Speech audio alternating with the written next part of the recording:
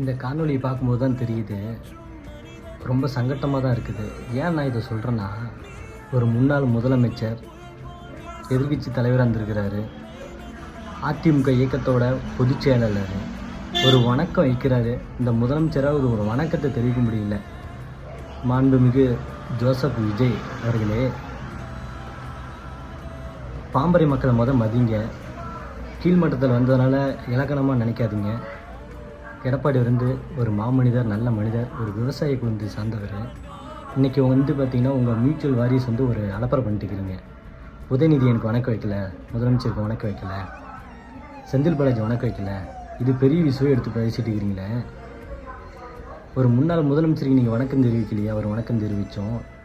இதை ஏன் நீங்கள் தப்பு ஒத்துக்க மாட்டேங்கிறீங்க? இப்போ இதுக்கு பேசுங்க, பதில் சொல்லுங்கள்.